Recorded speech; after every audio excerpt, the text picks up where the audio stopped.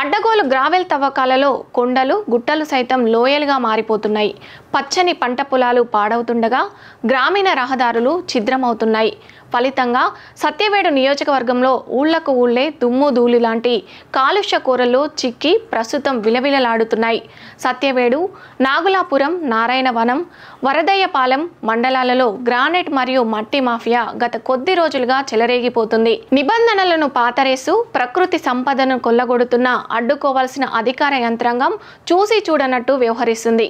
సత్యవేడులో బ్రాహ్మణపల్లి సమీపంలోని కార్వీల వల్ల ఆ గ్రామమే చరిత్రలోనే కనుమరుగే కానుంది. సత్యవేడు గ్రానైట్ సంపదకి పెట్టింది పేరు. ఇదే అదునుగా కొన్నేళ్లుగా వందల టిప్పర్లు గ్రానైట్, గ్రావెల్ ను ఎచ్చేదంగా తరలించుకుపోయినా కొంతమంది కోట్లకు పరుగులెడుతున్నారు. వందల ఎకరాల అసైన్డ్ భూములను లీజుకు తీసుకుని లోయలుగా మార్చేసిన గనుల రెవెన్యూ శాఖ కన్నెత్తి చూడడం లేదు. ఎంత తవ్వారో నిర్ధారించడానికి సిద్ధపడడం లేదు.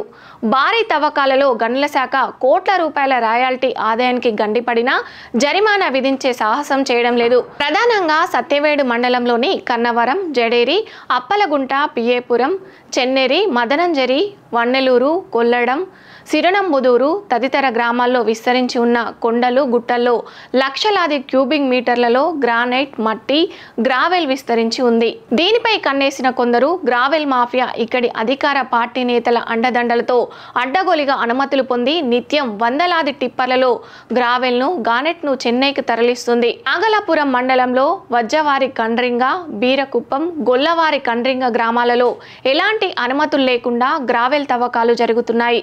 వరదయ్యపాలెం మండలంలో శ్రీసిటీ సీజ్ కు ఆనుకొని ఉన్న క్షోత్రియ భూముల్లో ఇష్టారాజ్యంగా గ్రావెల్ తవ్వకాలు జరుపుతున్నారు.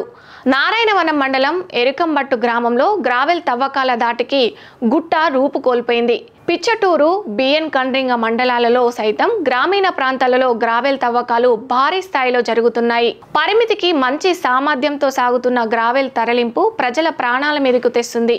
టీపీ కోట, సత్యవేడు మార్గంలో నిత్యం వందలాది గ్రావెల్ టిప్పర్లు ప్రయాణిస్తుండటంతో ప్రజలు ప్రాణాలు గుప్పిట్లో పెట్టుకొని కాలం వెళ్లదీస్తున్నారు.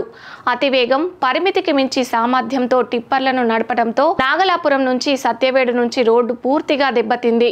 దుమ్ము ధూళితో రోగాల బారిన పడుతున్నామని గ్రామస్తులు, వాహనదారులు వాపోతున్నారు.